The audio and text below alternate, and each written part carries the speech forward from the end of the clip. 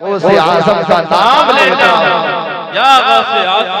हर मुश्किल जब मैं गौसे आज़म का नाम लेता हूँ, जब मैं गौसे आज़म का नाम लेता हूँ, और जो गिरते हैं उन्हें संभाल लेते हैं, जो गिरते हैं उन्हें संभाल लेते हैं, अली के लाल गरीबों को पाल लेते हैं। ये अली का घराना है जहाँ से सखावत के दरिया बह रहे हैं। ये अली का घराना है कि जिनके दरवाजे पर कोई आ जाए तो खाली हाथ वापस नहीं लौटाया जाए। ये अली का घराना है जहाँ पर बिन मांगे खैरात मिला करती है। एक शायर फरमाते हैं कि अली के लाडले ज़हरा के लाल देते हैं।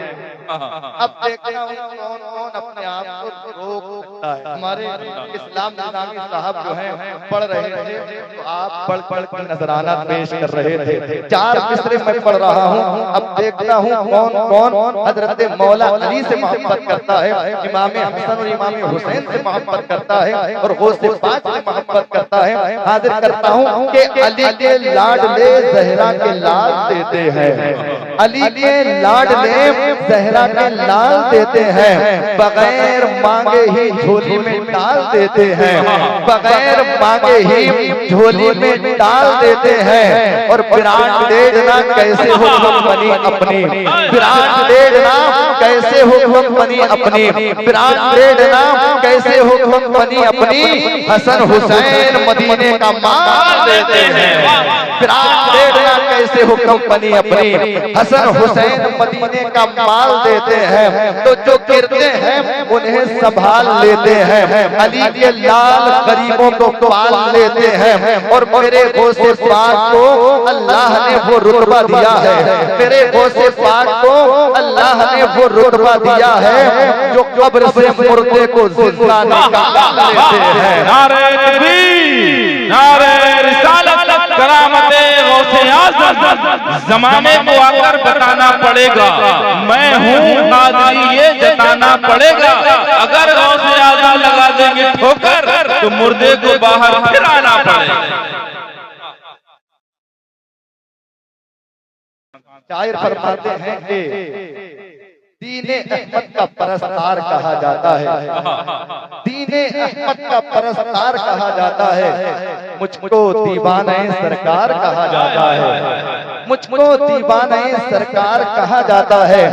ये अलग बात है कि मुझको मेरा हक ना मिले, ये अलग बात है कि मुझको मेरा हक ना मिले, वैसे तो मुझको भी हकदार, वैसे तो मुझको भी हकदार कहा जाता है।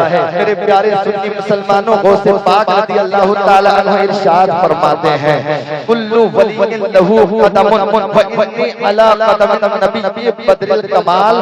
हर वली किसी न किसी के नक्शे कदम पर होता है, हर वली किसी न किसी नबी का परतो होता है, हर वली किसी न किसी नबी का अक्स होता है। कोई वली हजरत आदम अलैहिस्सलाम के नक्शे कदम पर है, कोई वली हजरत नूह अलैहिस्सलाम के नक्शे कदम पर है, कोई वली हजरत शीस अलैहिस्सलाम के नक्शे कदम पर है, कोई वली हजरत यूसुफ अलैहिस्सलाम के नक्शे कदम पर है, कोई वली हजरत इब्राहिम अलैहिस्सलाम के नक्शे कदम पर है, कोई वली हजरत इस्माइल अलैहिस्सलाम के नक्शे कदम पर है, कोई वली हजरत मूसा अलैहिस्सलाम के नक्शे कदम पर है, कोई वली हजरत ईसा अलैहिस्सलाम के नक्शे कदम पर है। मगर मेरे गौसे इरशाद फरमाते हैं, व इन्नी अला कदमिन नबी बदरिल कमाल। अल्लाह तबारक व तआला ने मुझे अपने महबूब का मज़हरे कामिल बनाकर दुनिया में भेजा है।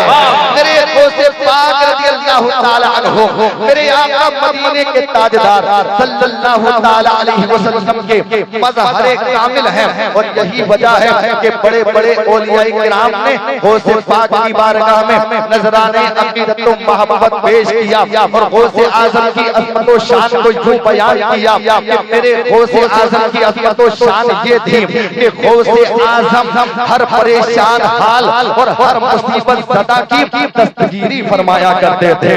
गौसे आज़म बच्चों पर शफ़क़त किया करते थे, बड़ों की इज्जत किया करते थे, दोस्तों और अहबाब से मोहब्बत किया करते थे। गौसे आज़म की अज़मत व शान ये थी कि गौसे आजम की बारगाह में अगर कोई शख्स नजराना लेकर के आता, कोई शख्स गौसे पाक की बारगाह में कोई तोहफा पेश करता, तो गौसे आजम उसे अपनी बारगाह में कबूल फरमा लिया करते थे और उसी वक्त उसे अल्लाह रब्बुल इज्जत की बारगाह में खर्च कर दिया करते थे। गौसे पाक की अज़मत और शान ये थी कि गौसे आजम बगदाद शरीफ के मिंबर पर बैठकर जब तकरीर किया करते थे तो आपकी तकरीर का ये असर होता था कि न जाने कितने यहूदी, न जाने कितने ईसाई आपके दस्ते हक परस्त पर इस्लाम का कलमा पढ़ करके इस्लाम में दाखिल होते हुए नजर आते थे।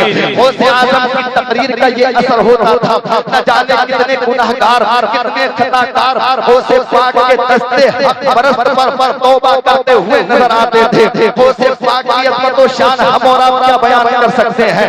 गौसे पाक का मकाम और मर्तबा हम और आप क्या बयान कर सकते हैं? गौसे पाक की अज़मत और शान को बड़े बड़े वलियों ने बयान की है। गौसे पाक की अज़मत और शान को छोटे बड़े सरकार ने बयान की है। गौसे पाक की अज़मत और शान को बरेली के ताजदार ने बयान की है। बरेली के ताजदार गौसे पाक की अज़मत और शान बयान करते हुए बड़े ही प्यारे अंदाज में इरशाद फरमाते हैं, या गौसे आज़म वाह क्या मर्तबा एक गौस है बाला तेरा, ऊंचे ऊंचों के सरों से कदम आला तेरा, सर भला क्या कोई जाने के है ऐसा तेरा, औलिया मन में है आंखें वो है तलवा तेरा, क्या तबे जिसमें हिमायत का हो बच्चा तेरा, शेर को खतरे में लाता नहीं कुत्ता तेरा, कसमें दे दे के खिलाता है पिलाता है तुझे, प्यारा अल्लाह तेरा, चाहने वाला तेरा, कबवी क्यों अलवी फसल बतूली गुलशन हसन फूल हुसैनी है महकना तेरा, और मिट गए मिटने हैं मिट जाएंगे आदा तेरे, न मिटा है न मिटेगा कभी चर्चा तेरा, तू घटाए से किसी के न घटा है न घटे, जब बढ़ाए तुझे अल्लाह ताला तेरा, सारे काबे जहां करते हैं काबे का तवाफ, काबा करता है तवाफे करे पाला तेरा, मेरे ज़यूना बिला तू नहीं जय तो न हो सजदे सजदे हर कहर है मौला तेरा। नारे तकबीर, नारे रिसालत, फैज़ाने गौसे आज़म, कलामे आला हज़रत, करामते आला हज़रत, फैज़ाने हदायते बख्शिश, इश्क मोहब्बत इश्क मोहब्बत।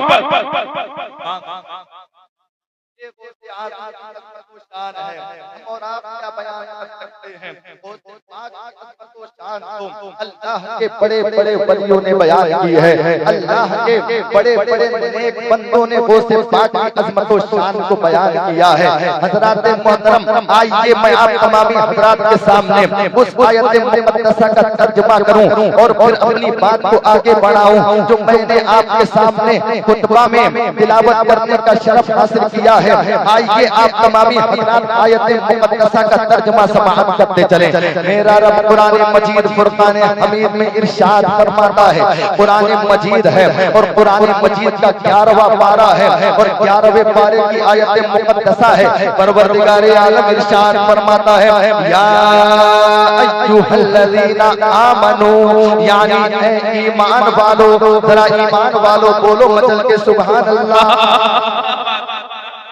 मेरा परवरदिगार ईमान वाला फरमा रहा है, किसी काफिर से नहीं, किसी गैर मुस्लिम से नहीं, किसी बेदीन से नहीं, बल्कि परवरदिगार मोमिनीन से खिताब फरमा रहा है। रब इरशाद फरमाता है, या अय्युहल्लज़ीना आमनू, यानी ऐ ईमान वालो, इत्तकुल्लाह, अल्लाह से डरो। किससे डरो?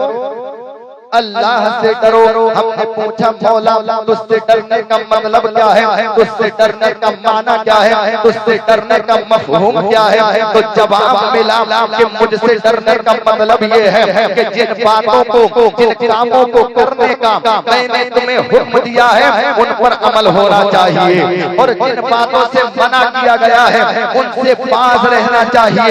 आज हम देख रहे हैं हमारे कुछ लोग ऐसे हैं जो नमाजों से दूर नजर आ रहे हैं, मस्जिदों से दूर नजर आ रहे हैं। मस्जिद तो बना ली पल भर में, ईमा की हरारत वालों ने मन अपना पुराना पापी था, बरसों में नमाजी बन न सका।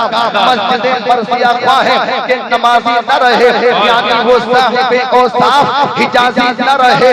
आज हमारी पेशानियों में सजदे की तड़प नहीं पाई जा रही है, आज हमारी पेशानियों में सजदे का शौक शौक नहीं पाया जा रहा है। हजरात मोहतरम शायर फरमाते हैं, ये एक सजदा जिसे तू गिरा समझता है, ये एक सजदा जिसे तू गिरा समझता है, हजार सजदों से देता है आदमी को नजात, हजार सजदों से देता है आदमी को नजात। जरा तवज्जो करना, यही तो एक सजदा था जो मैदाने करबला में नबी के नवासे, अली के शहजादे, फातिमा के लाडले, राकिबे गोशे मुस्तफा, सैयदुल शुहदा, इमाम अली मकाम, इमाम हुसैन रज़ियल्लाहु अन्हु ने अता फरमाया था। मेरे हुसैन ने तलवारों के साए में सजदा किया, मेरे हुसैन ने तीरों की बारिश में सजदा किया, मेरे हुसैन ने नेज़ों की बौछार में सजदा किया, मेरे हुसैन ने बच्चियों की यलगार में सजदा किया। हुसैन को सजदा करते हुए अर्श वालों ने देखा, हुसैन को सजदा करते हुए फर्श वालों ने देखा, हुसैन को सजदा करते हुए चश्मे फलक ने देखा, हुसैन को सजदा करते हुए जिन्नात ने देखा, हुसैन को सजदा करते हुए नबाबात ने देखा, हुसैन को सजदा करते हुए हैवानात ने देखा, हुसैन को सजदा करते हुए इंसानात ने देखा। मेरे हुसैन ने मैदाने करबला में जब अपने सर को सजदे में रखा है तो सभी ने देखा है, लेकिन उठते हुए किसी ने नहीं देखा है। हुसैन को परवरदिगार आलम ने इस एक सजदे का ये इनाम अता फरमाया है कि उस नवासे पर मोहम्मद मुस्तफा को नाज है, उसकी हिम्मत पर अली शेरे खुदा को नाज है। सजदे और रोने किए उसका नया अंदाज है, उसने वो सजदा किया जिस पर खुदा को नाज। नारे तकबीर, नारे रिसालत, फैज़ान इमाम हुसैन, एहसान इमाम हुसैन, गुलामान इमाम हुसैन, इश्क मोहब्बत अल्लामा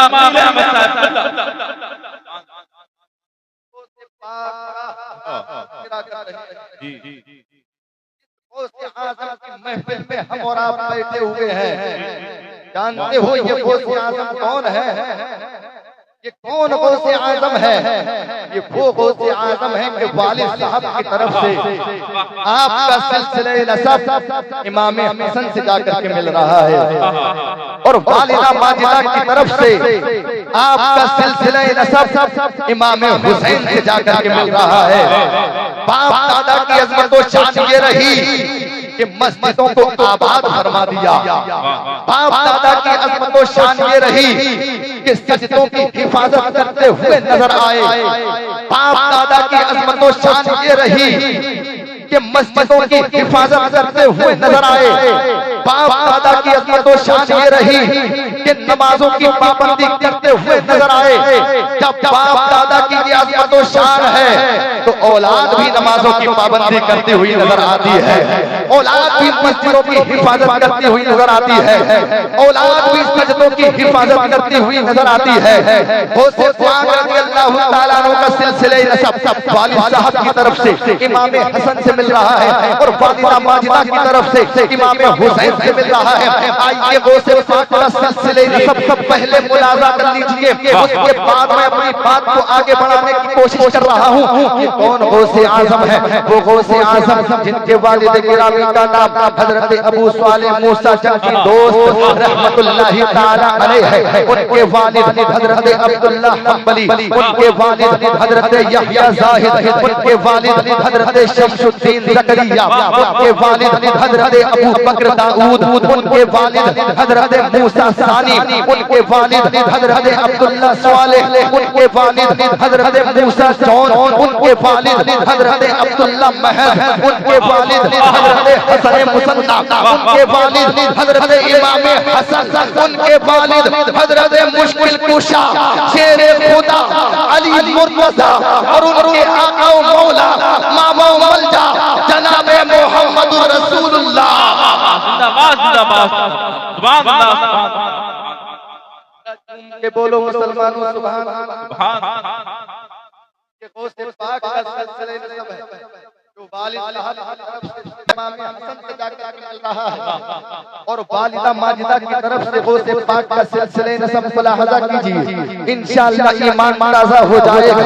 जनाब मुहम्मदुर रसूलुल्लाह सल्लल्लाहु ताला अलैहि वसल्लम की प्यारी बेटी सय्यदतुन निसा फातिमा ज़हरा रज़ियल्लाहु ताला अन्हा है, उनके बेटे इमाम हुसैन, उनके बेटे इमाम ज़ैनुल आबिदीन, उनके बेटे इमाम मोहम्मद बाक़िर, उनके बेटे इमाम जाफर सादिक, उनके बेटे इमाम मूसा काज़िम, उनके बेटे इमाम अली रज़ा, उनके बेटे अबू अलाउद्दीन मोहम्मद जव्वाद, उनके बेटे कमालुद्दीन ईसा, उनके बेटे अबुल अता अब्दुल्लाह, उनके बेटे महमूद, उनके बेटे मोहम्मद, उनके बेटे अबू जमाल, उनके बेटे अब्दुल्लाह सोमई, उनकी बेटी उम्मुल खैर फातिमा सानी और उन्हीं के बेटे पीरे पीरा पीरे मीरा कुतुबे रब्बानी महबूबे सुबहानी जिंदीले नूरानी सैयदुना शेख अब्दुल कादिर जीलानी। जब आला हज़रत की नजर गौसे पाक के सिलसिले नसब पर पड़ी तो बरेली के ताजदार पुकार उठे, या रसूल अल्लाह तेरी नस्ल पाक में है बच्चा बच्चा नूर का, तेरी नस्ल पाक में है बच्चा बच्चा नूर का, तू है ऐने नूर तेरा सब घराना। नारे तकबीर, नारे रिसालत, फैज़ाने गौसे आज़म, एहसाने गौसे आज़म, इश्क मोहब्बत किस कदर है बोल वाला गौसे आज़म आपका, सारी दुनिया में है चर्चा गौसे आज़म आपका। बोले ये मुनकर नकीर इसको उठाना प्यार से, कब्र में देखा जो शिजरा गौसे आज़म आपका। मेरे गौसे पाक की पान लाजवाब बोलो सुभान अल्लाह, मेरे गौसे पाक की शान लाजवाब बोलो सुभान अल्लाह, मेरे गौसे पाक का पूरा खानदान लाजवाब बोलो सुभान अल्लाह। गौसे पाक को समझना है तो उनके वालिदैन को आप समझिए, उनके वालिदैन को समझ लिया तो गौसे आज़म समझ में आ जाएंगे। गौसे पाक के वालिद गिरामी के तकवा और तहारत का कोई जवाब नहीं है तो वालिदा माजिदा के भी तकवा और तहारत का भी कोई जवाब नहीं है।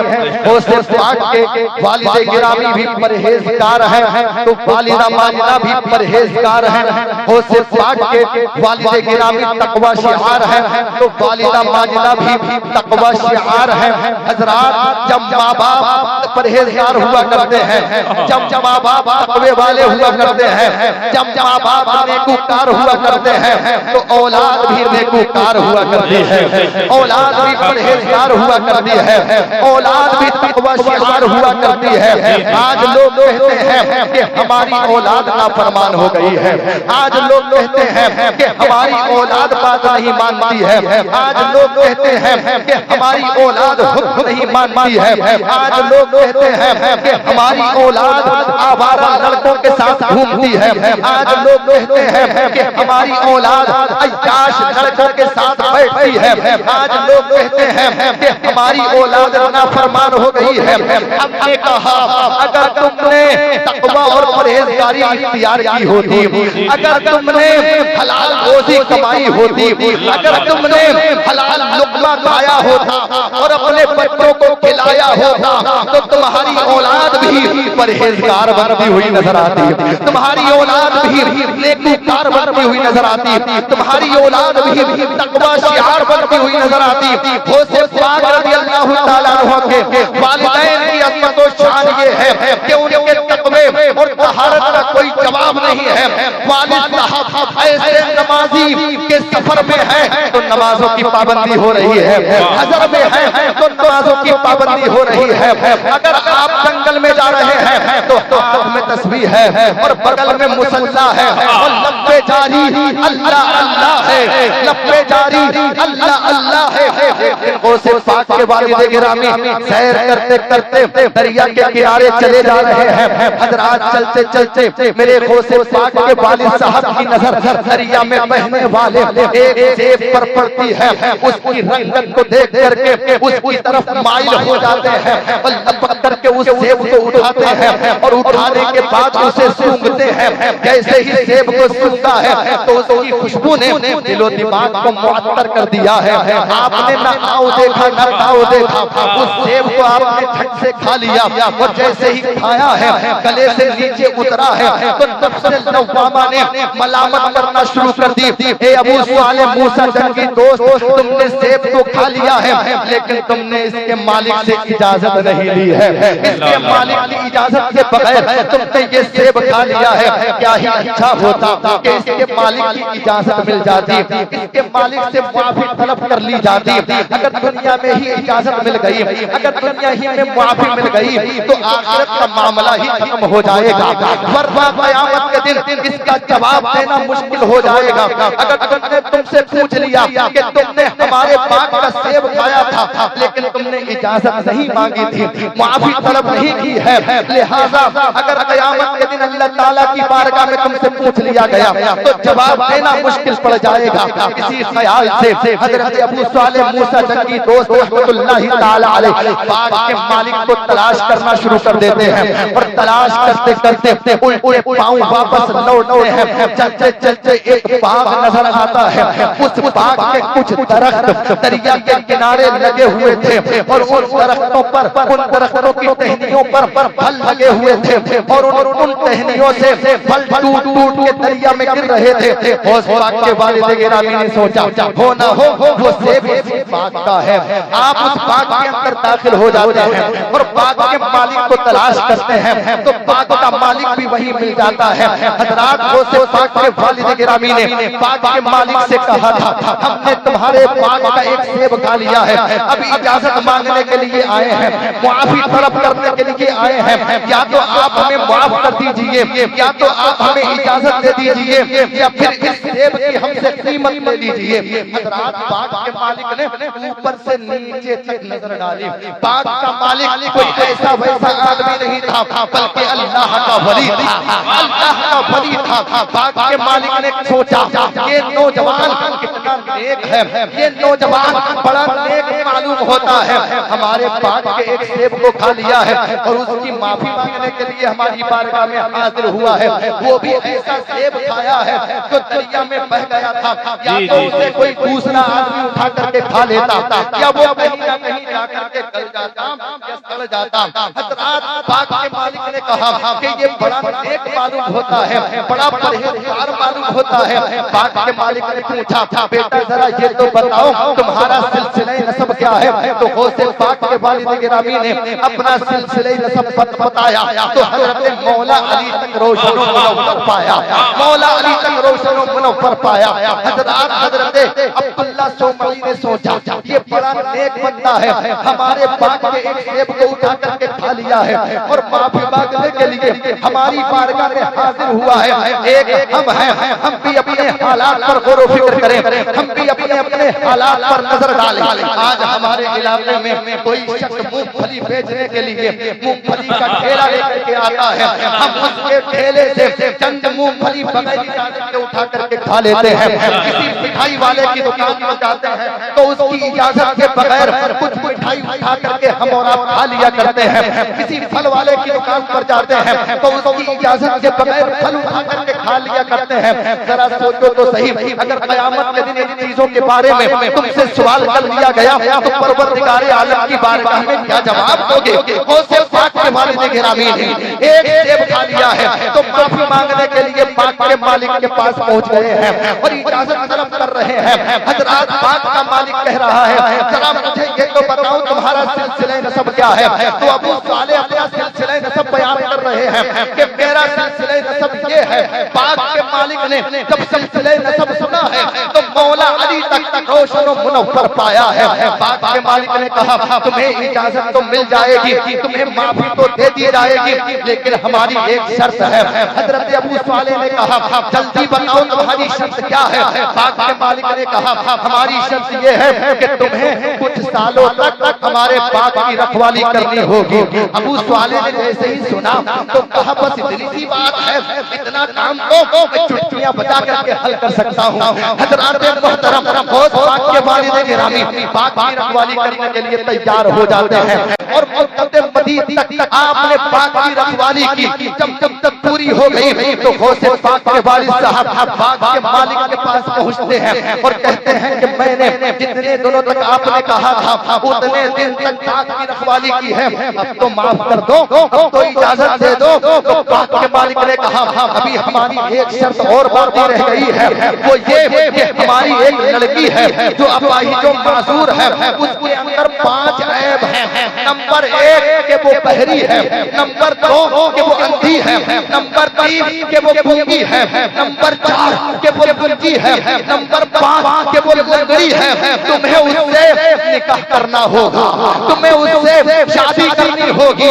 हजरात से बाग के वालिद गिरामी चक्कर में पड़ जाते हैं। एक तरफ तो देव की माफी का सवाल है और दूसरी तरफ ऐसी लड़की से निकाह करने का सवाल है जो अपाहिजो मासूरुल हाल है। फिर गौसे बाग के वालिद गिरामी ने सोचा कि ये जिंदगी पानी है और चंद दिन की जवानी है और जान भी एक दिन जानी है।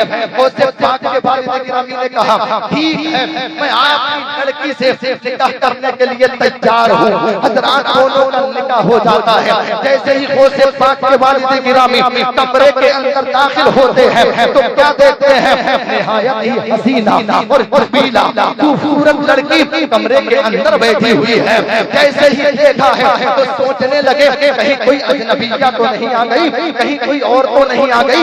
उल्टे पांव वापस लौटे हैं और हजरत अब्दुल्लाह सोमाई की बारगाह में हाजिर हो गए हैं और अर्ज किया है हुजूर आपने तो बताया था कि मेरी लड़की अपाहिजो मासूर है, लेकिन ये भी सलामत मालूम हो रही है, ये तो ठीक ठाक मालूम हो रही है, ये तो बड़ी खूबसूरत दिखाई दे रही है।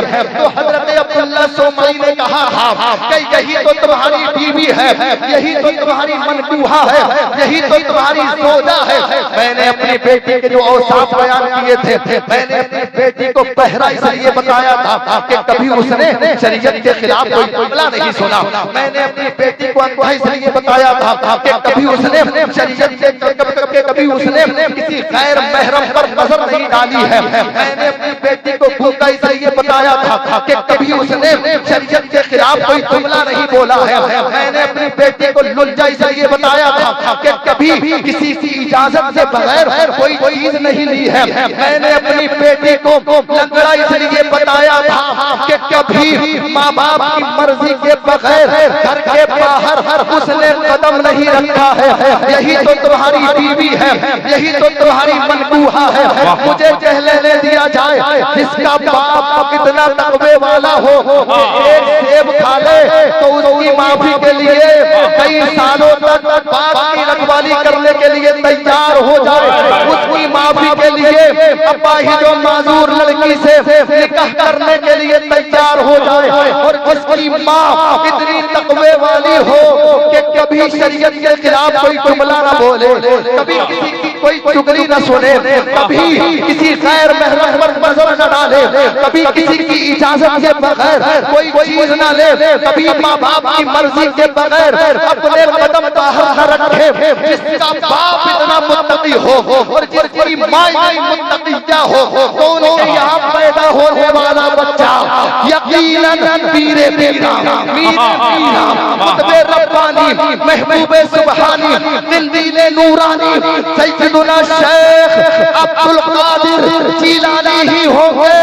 आला हजरत फरमाते हैं गौसे आज़म इमाम मुक़व्वम जलवाए शान कुदरत पे नारे तकबीर, नारे रिसालत, अज़मत गौसे आज़म, इश्क मोहब्बत, इश्क मोहब्बत। तुम्हारी औलाद अगर गौसे आजम न बन पाती तो गुलाम गौसे आजम जरूर बन जाती। तुम्हारी औलाद अगर गरीब नवाज न बन पाती तो गुलाम गरीब नवाज जरूर बन जाती। तुम्हारी औलाद अगर साबिरे पाक न बन पाती तो गुलाम साबिरे पाक जरूर बन जाती। तुम्हारी औलाद अगर छोटे बड़े सरकार न बन पाती तो गुलाम छोटे बड़े सरकार जरूर बन जाती। तुम्हारी औलाद अगर आला हजरत न बन तो गुलाम आला हजरत जरूर बन जाती। तुम्हारी औलाद अगर मुफ्ती आजम न बन पाती तो गुलाम मुफ्ती आजम जरूर बन जाती। तुम्हारी औलाद अगर ताजु शरिया न बन पाती तो गुलाम ताजु शरिया। मेरे गौसे पाक के वालिद गिरामी हजरत अबू सालिह का जन्नती दोस्त रहमतुल्लाह तआला अलैहि फरमाते हैं अब्दुल कादिर जिलानी की विलादत पर शहादत हुई, उस रात के अपने आका की ज़ियारत हुई। आज हमारे हालात ये हैं, हमारे नौजवानों के हालात ये हैं, जब रात को सोते हैं तो इनके हाथ में मोबाइल और उस पर यूट्यूब ऑन होता है और उसमें कोई न कोई फिल्म देखते हुए नजर आते हैं, फेसबुक चलाते हुए नजर आते हैं, व्हाट्सएप पर चैटिंग करते हुए दिखाई दे रहे हैं। और जब रात के वक्त में ये बिस्तर पर लेटे लेटे मोबाइल चला रहे हैं, जब नींद आती है तो मोबाइल एक तरफ पड़ा होता है और ये एक तरफ पड़े हुए होते हैं। ये हाल है हमारे इस्लामी भाइयों का और हमारी इस्लामी माएं बहनें भी कम नहीं है। आज न जाने कैसे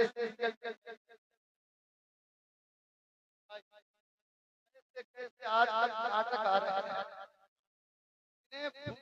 नाटक देखना बहुत आज नाग और नागिन के नाटक चल रहे हैं और पाकिस्तानी नाटक चल गए हैं, पाकिस्तानी देखे जा रहे हैं और फिर जैसे उसके अंदर कपड़े पहने जा रहे हैं, अब के अपने शोहरों परेशान और नाटक एक नाटक कर रही है कि जैसा वो पहनी हुई है वैसा ही आज के हाल है। आज इस तरह के नाटक देख देख कर हमारी इस्लामी माएं और बहनें रात को जब सोती हैं, रात को जब ये सोती हैं तो ख्वाब में इन्हें मदीने का दीदार नहीं होता है, ख्वाब में इन्हें काबा दिखाई नहीं देता है, ख्वाब में इन्हें नबी का दीदार नहीं होता है, बल्कि ख्वाब में वही भूत नजर आया करते हैं, ख्वाब में सांप और बिच्छू दिखाई देते हैं, ख्वाब में वही चुड़ैल दिखाई देती है। फिर जैसे ही सुबह होता है मौलाना साहब के पास भागती नजर आ रही है, किसी पीर साहब के पास भागती नजर आ रही है, किसी मियां हुजूर की बारगाह में जा रही है, हजरत कोई ताबीज दे दो ताबीज। जब हम रात को सोते हैं तो ख्वाब में भूत दिखाई देता है, जब हम रात को सोते हैं तो सांप और बिच्छू दिखाई देते हैं, जब हम रात को सोते हैं तो चुड़ैल दिखाई देती है और हमें परेशान करती नजर आती है। हमने कहा क्या ही अच्छा होता कि तुम कुरान की तिलावत करके सोती, क्या ही अच्छा होता कि तुम सूरह यासीन पढ़ के सोती, क्या ही अच्छा होता कि तुम सूरह फातिहा पढ़ के सोती, क्या ही अच्छा होता कि तुम आयतुल कुर्सी पढ़ के सोती, क्या ही अच्छा होता कि तुम चारों कुल पढ़ के सोती, क्या ही अच्छा होता कि तुम अपने नबी पर दुरूद पाक पढ़ के सोते। जब तुम अपने नबी पर दुरूद पाक पढ़ के सोते तो ख्वाब में तुम्हें अपने नबी का दीदार नसीब होता। शायर फरमाते हैं पढ़ के सल्ले अला जो सो जाए उस की वादियों में खो जाए, ख्वाब में कर हो आका की हम गुलामों की ईद हो। नारे तकबीर, नारे रिसालत, मुस्लिह कौम व मिल्लत, अल्लामा अकील अहमद साहब क़िबला, इश्क मोहब्बत, इश्क मोहब्बत। देखें माँ बाप तक़वे वाले हैं तो औलाद भी तक़वे वाली नजर आ रही है। गौसे पाक के वालिद गिरामी फरमाते हैं, मैं जब मेरे बेटे अब्दुल कादिर जीलानी की विलादत हो रही है तो मुझे अपने नबी की जियारत हो रही है। मेरे आका मेरे घर में तशरीफ लाए और अकेले नहीं आ रहे हैं बल्कि अपने सहाबाए किराम की जमात के साथ मेरे घर में तशरीफ ला रहे हैं। मेरे आका की आमद से मेरा पूरा घर रोशनों पर होता हुआ नजर आ रहा है, जगमगाता हुआ नजर आ रहा है। पूरे घर में उजाला ही उजाला है। और मेरे आका इरशाद फरमाते हैं, ए अबू सालेह मुबारक हो, आज परवरदिगार आलम ने तुझे ऐसा बेटा अता फरमाया है जो मेरा भी महबूब है, परवरदिगार का भी महबूब है। आज परवरदिगार ने तुझे ऐसा बेटा अता फरमाया है जो आगे चल के वलियों का सरदार बनेगा और बगदाद के मिंबर पर बैठकर ऐलान करेगा, अला रक़बते कुल्ल वलिल्लाह, मेरा ये कदम तमाम अल्लाह वालों की गर्दनों पर है। आला हजरत की नजर जब गौसे पाक के इस फरमान पर पड़ी तो बरेली के ताजदार पुकार उठे, जिसकी मिंबर बनी गर्दने औलिया, जिसकी मिंबर बनी गर्दने औलिया, उस कदम की करामत पे लाखों सलाम। अच्छी तरबियत और अच्छी परवरिश का मतलब सिर्फ बच्चे को अच्छे कपड़े पहनाना नहीं है, अच्छा खाना खिलाना नहीं है, बल्कि अच्छी तरबियत और अच्छी परवरिश का मतलब ये है कि जिस मदरसे में हमने अपने बच्चे का दाखिला कराया है, जिस स्कूल में हमने अपने बच्चे का दाखिला कराया है, हमें इस बात का ख्याल रखना होगा कि हमारा बच्चा रोजाना मदरसे में पढ़ने जा भी रहा है या नहीं जा रहा है, हमारा बच्चा रोजाना स्कूल में हाजिर हो भी रहा है या नहीं हो रहा है। कहीं ऐसा तो नहीं रास्ते में वक्त काट के ये वापस घर चला आता है और घर वालों को लगता है कि पढ़ के आ रहा है। हमें इस बात पर ध्यान देना होगा और मदरसे के उस्ताद से हमें पूछना होगा, क्या आज हमारा बच्चा पढ़ने के लिए आया था या नहीं आया था। स्कूल के टीचर से हमें पूछना होगा, क्या आज हमारा बच्चा पढ़ने के लिए स्कूल में दाखिल हुआ भी था या नहीं हुआ था। हमें इन बातों का ख्याल रखना होगा। गौसे पाक की वालिदा माजिदा फरमाती है, मैं अपने बेटे अब्दुल कादिर जीलानी की तमाम हरकतों सकरात पर पूरी नजर रखा करती थी और बच्चों के साथ हरगिज़ नहीं खेलने दिया करती थी। मुझे कहने दिया जाए जो इंसान की जिंदगी के शामिल हुआ करते हैं वो यकीनन माओ के पैदा किए हुए हुआ करते हैं। जो माएं अपने बच्चों की सही तरबियत किया करती हैं, उनके बच्चे आगे चल के कौम का सरमाया बनते हुए नजर आते हैं। उनके बच्चे आगे चल के कौम का सरदार बनते हुए नजर आते हैं। मुझे कहने दिया जाए, जब जमा होती है हाजरा तो बेटा होता है ज़बीहुल्लाह, जब जमा होती है मरियम तो बेटा होता है रूहुल्लाह, जब माँ होती है आमना तो बेटा होता है रसूलुल्लाह, जब माँ होती है फातिमा तो बेटा होता है शहीद आज़म, और जब माँ होती है उम्मुल खैर फातिमा तो बेटा होता है। नारे तकबीर, नारे रिसालत, नारे गौसियत, फैज़ाने गौसे आज़म अल्लामा अकील अहमद साहिब।